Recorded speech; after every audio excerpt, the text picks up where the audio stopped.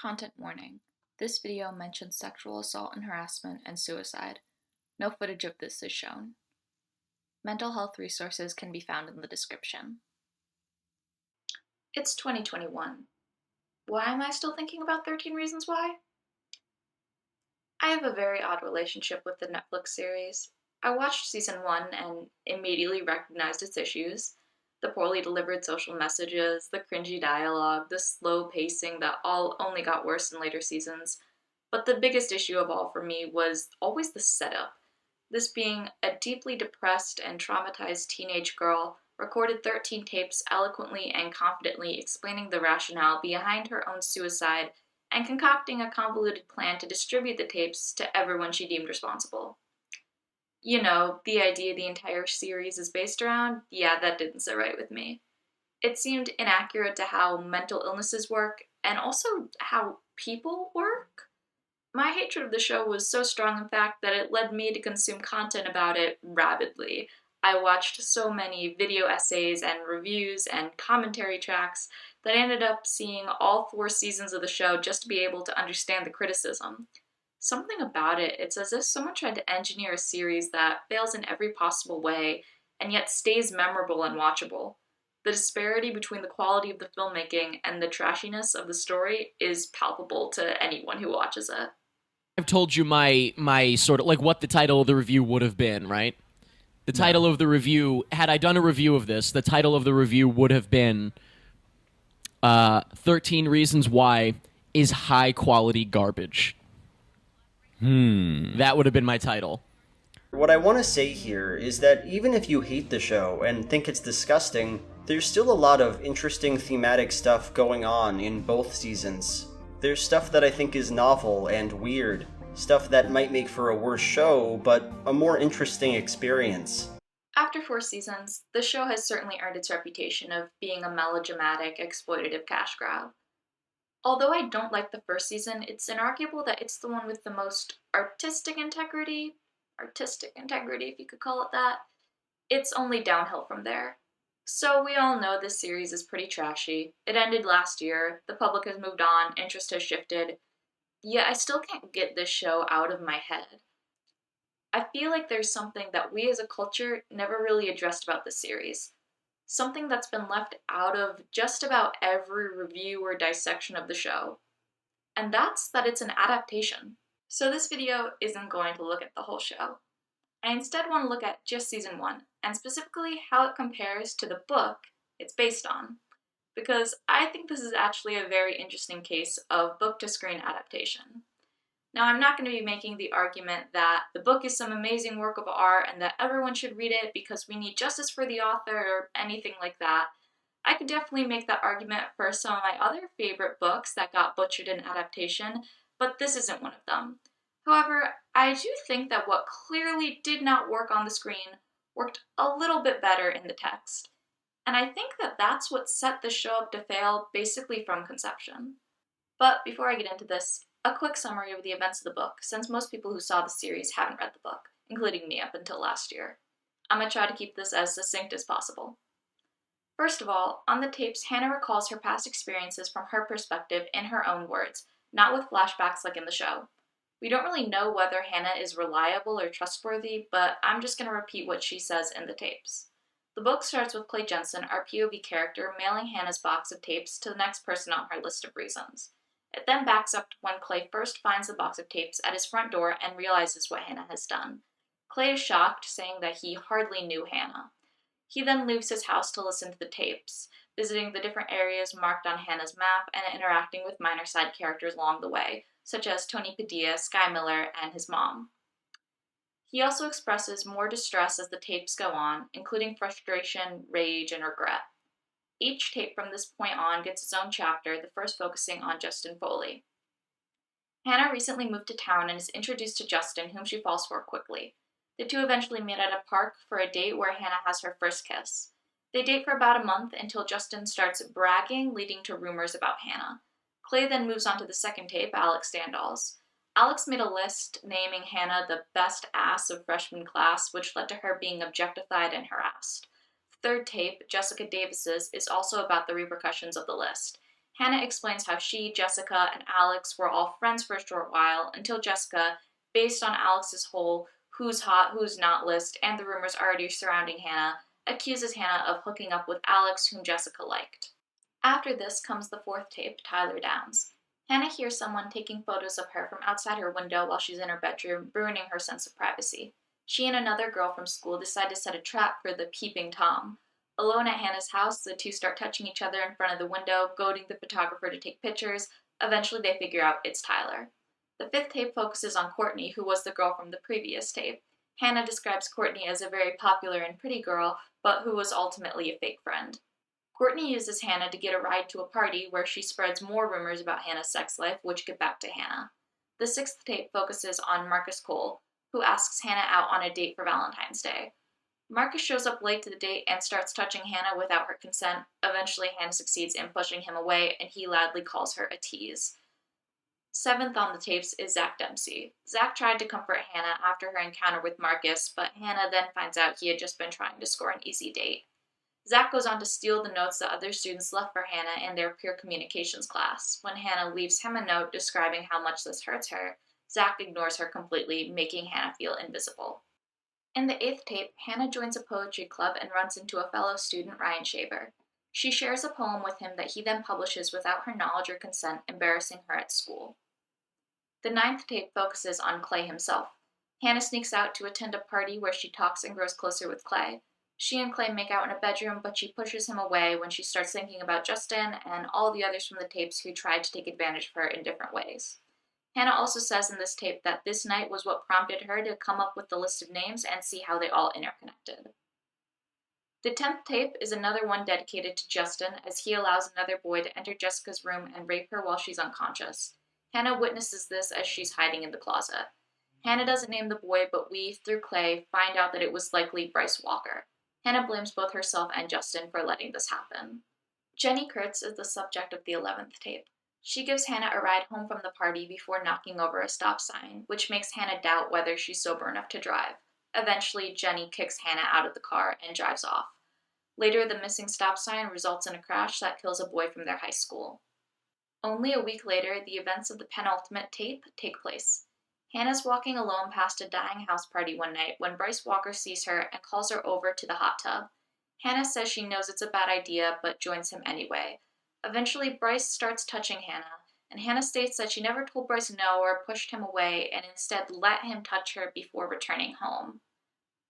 The final subject of a tape is Kevin Porter, a teacher and guidance counselor. Hannah uses tape 7, side A, to record their meeting, wherein she asks for help right after the party with Bryce. Hannah expresses her pain with school and life and hints at what happened at the party. She explicitly tells Porter that she doesn't think she was raped, and she instead asks what she can do, but is unsatisfied with Porter's advice to try to move on. Hannah walks out of the room, and Porter does not stop her. Hannah says to the listener that although many people cared about her, no one cared enough, and finally ends with the words, "I'm sorry." Tape 7, side B, consists of silence until Clay hears Hannah's voice saying, "Thank you." The next day at school, after he has mailed the box of tapes, Clay sees Sky Miller walking the halls and looking eerily similar to how Hannah did leading up to her death. The book ends with him catching up to her and saying her name. Reading Jay Asher's novel is an experience distinct from just about any other book I've read. It's really well suited to reading in one day or even one sitting, just like how Clay listens to all of Hannah's tapes in a single night. It creates a dreamlike feeling. We're just dropped in this one kid's life and follow him around as he listens to something that will change him forever. It starts just as he receives the tapes and ends just as he mails them to the next person. It's short, it's simple. Much of what happens in the story, both before and after Clay receives the tapes, is left up for the reader to decide. Honestly, to me, the book doesn't seem realistic at all, not much more so than the show, but I'm going to get into that later. First, let's take a look at the show. I'm not going to rehash the entire first season of the Netflix series here because at this point, I presume everyone still interested in this video has probably watched the show multiple times, but here's a breakdown of the main ways the show differs from the book. Clay listens to the tapes over the course of seemingly several weeks instead of all in one night. Starting with the first episode, we get flashbacks to both the events of the tape and just other moments in the different characters' lives. On Justin and Hannah's date, Justin takes an upskirt shot of her without her realizing. The next day at school, Justin shows the photo to his friends. By later that day, much of the school has seen the photo and assumed Hannah and Justin did a lot more than kiss. Episode 2 focuses on Jessica Davis. When Jessica and Alex start dating, Hannah feels lonely and left out. Alex breaks up with Jessica, who slut-shames Hannah and drops her as a friend. Episode 3 focuses on Alex. Alex wrote the hot or not list hinted at but not explained in the previous episode. The show switches the order of Jessica and Alex's tapes and also puts more emphasis on how Hannah felt left out of Jessica and Alex's relationship. Episode 4 diverges from the book more noticeably. At Hannah's house, Hannah and Courtney quickly forget about their plan to catch the stalker and instead get drunk and end up kissing, stopping when Hannah catches Tyler taking photos. Courtney, who is gay and closeted in this version, panics and leaves. The photo Tyler took of them kissing gets sent around the school. Episode 5 further explores Courtney, who spreads more rumors about Hannah at the winter dance in order to shift attention away from herself. In Episode 6, Marcus Cole's Valentine's Day date with Hannah, Marcus does basically all the same stuff except it's in front of a bunch of his friends. In the next episode, Zach gets pissed off when Hannah turns him down at school. He steals her compliment notes to get back at her, and is also shown throwing out the note Hannah wrote to him. But in the present, Zach reveals that he never threw away the note, meaning Hannah was either lying or wrong. Okay, Episode 8 with Brian Shaver, basically the same as the book, except the poem in question is different. Episodes 9 through 11 all focus on the same party, just like the book, but instead of chronologically going through the events of the night, the show starts with Justin's second tape, wherein Jessica is raped by Bryce while Justin lets him. Also different from the book, Justin attempts to stop Bryce at first, before giving up. Episode 10 picks up immediately after the events of the previous, with a shaken Hannah getting a ride home from the party from Sherry Holland, who is a stand-in character for Jenny Kurtz. Sherry is not drunk, but still knocks over the stop sign. Hannah refuses to get back into the car without calling the police, and Sherry drives away. Later, Jeff Atkins crashes into another man's car and dies at this intersection. In the show, everyone assumes that he was driving drunk because there was alcohol in his car. Episode 11 is Clay's tape, clearly moved towards the end for dramatic purposes. Clay and Hannah end up making out until she pushes him away and yells at him to leave due to her past experiences.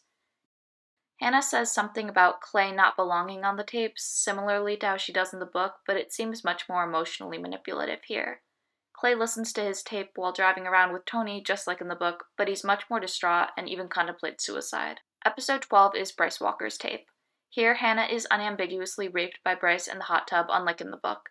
In both versions, Hannah, however, frames this night as her living up to her reputation as a slut. Finally, Episode 13, Hannah's meeting with Kevin Porter, a school guidance counselor.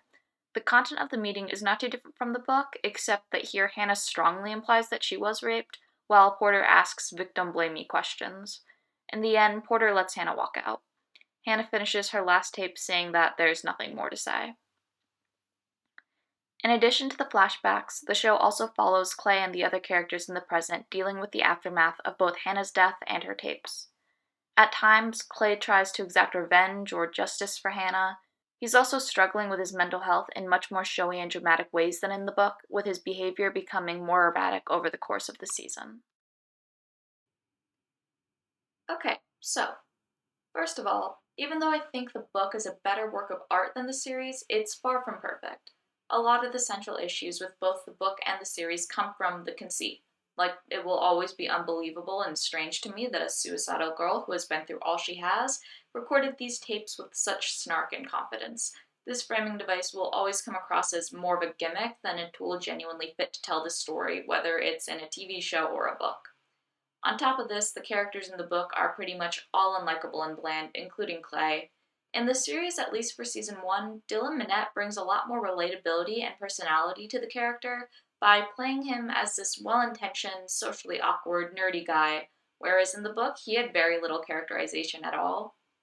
All the other book characters are also pretty boring and even difficult to differentiate at times.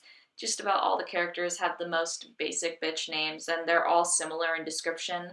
Pretty much all the girls are pretty, and the boys are all cute, confident jocks. In a show where the characters are played by a diverse cast of actors and you get to know them over a longer period of time, this isn't as much of an issue.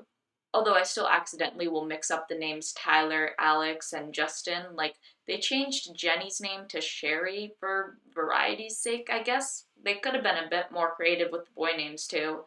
All in all, there are a lot of realistic YA books I would recommend before 13 Reasons Why by Jay Asher. But I still think the book is a superior version of this story. There's one fairly simple but significant reason why. The source material and the adaptation are different mediums. Medium matters. Books and TV series have their own advantages and disadvantages when it comes to telling a story.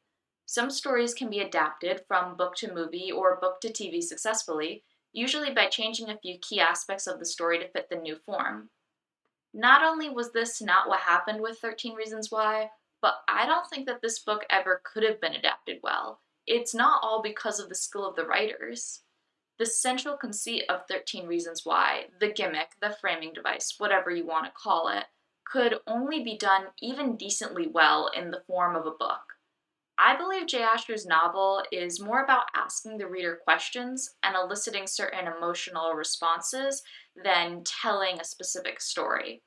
This goal works for a short novel, especially one aimed at a specific audience, in this case, young adults. But for a 13-part TV series, one that you're hoping is going to attract a wide audience and spawn subsequent seasons, you need to make drastic changes to source material like this. So that's what the showrunners did, and it worked in the sense that they were able to create an intriguing show that garnered tons of viewers and spawned 4 seasons. But it failed in the sense that it was bad. It was so bad. How did the exact same setup that worked to a certain degree in the book come across as so nonsensical, offensive, and unbelievable on screen?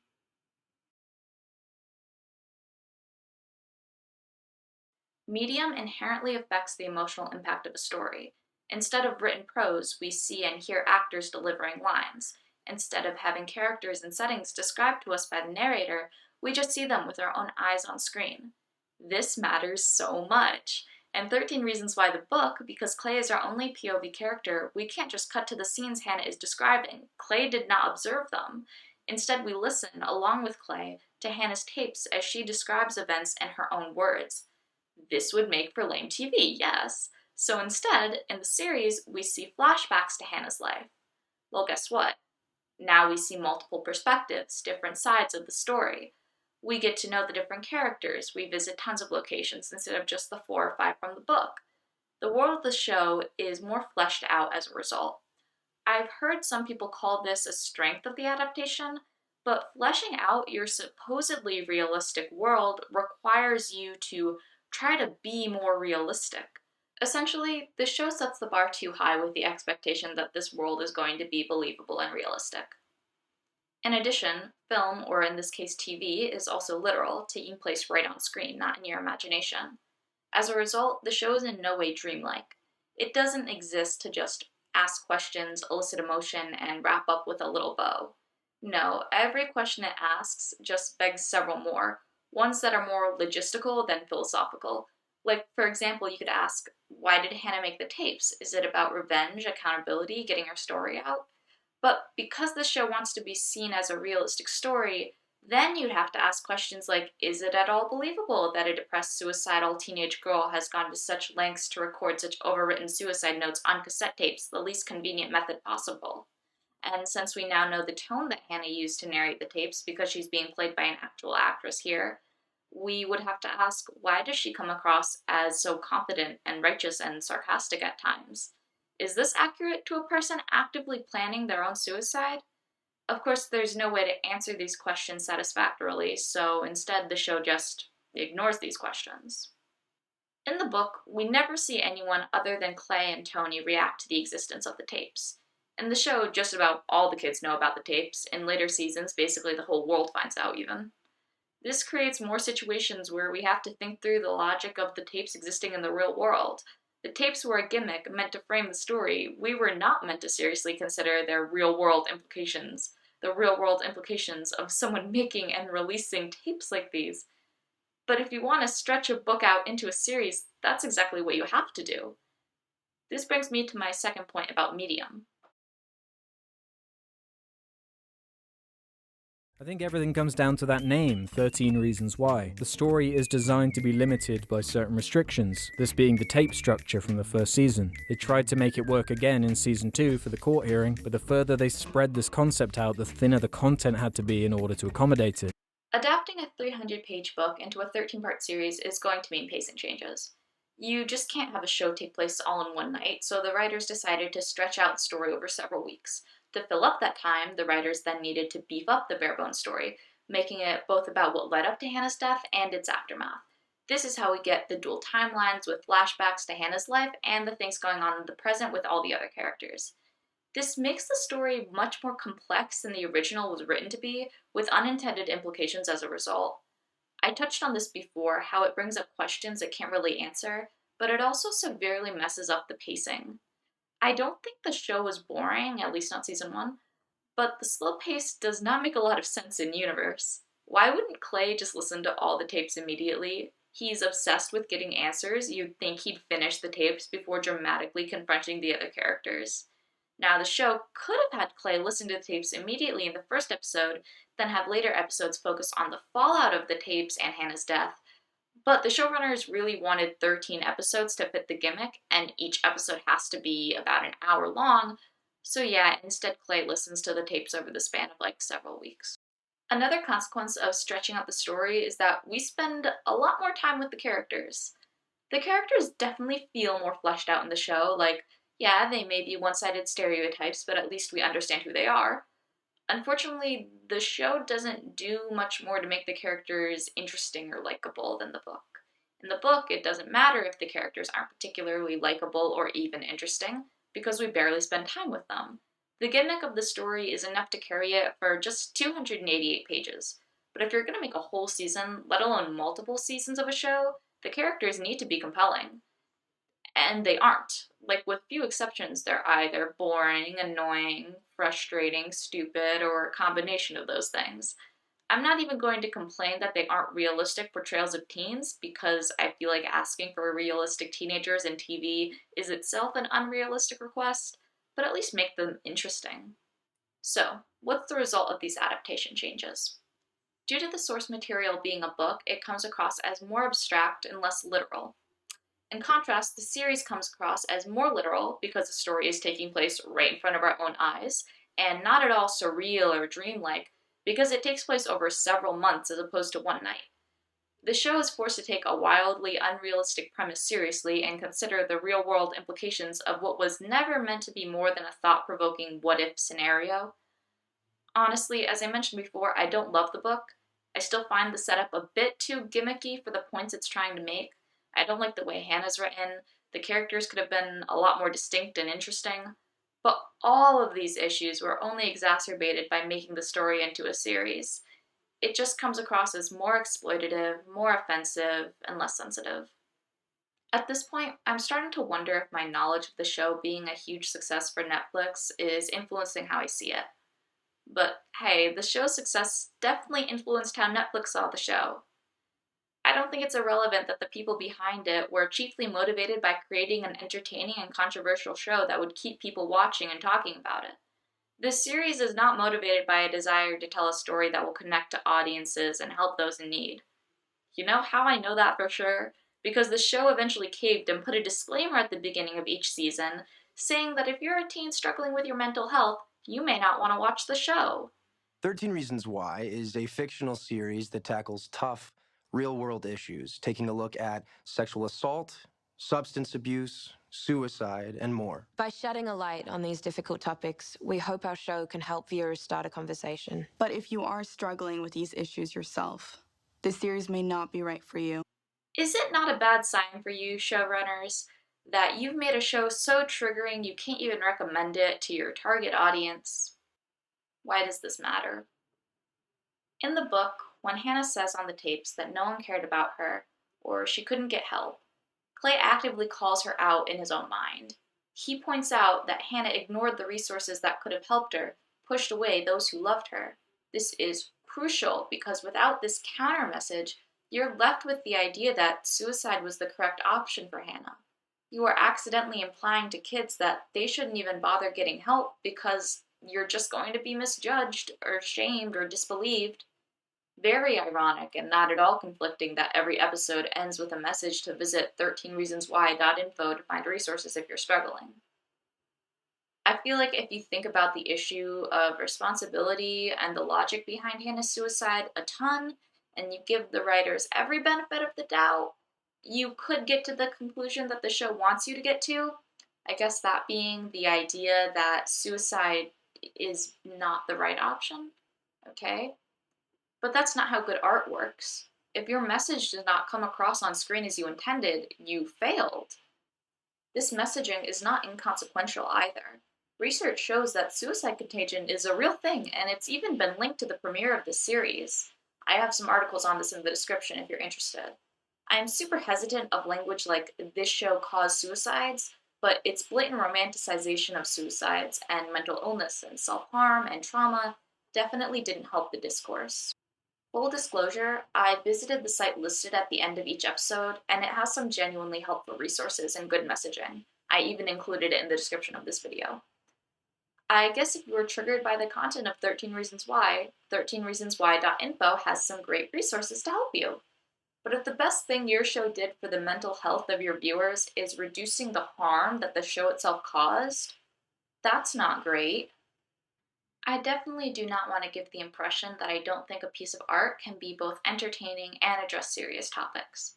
And just because a series was made to make money doesn't mean a ton of talent and hard work and heart didn't go into creating it.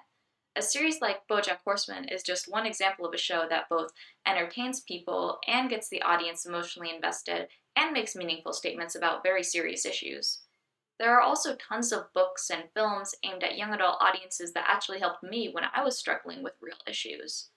I have some theories on how some pieces of art are so much better at this than others, but that's a whole other long video. So as of now, I don't have an answer as to exactly how 13 Reasons Why the series failed so badly, where those other pieces of art succeeded.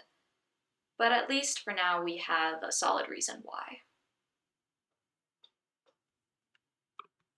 Then kill yourself.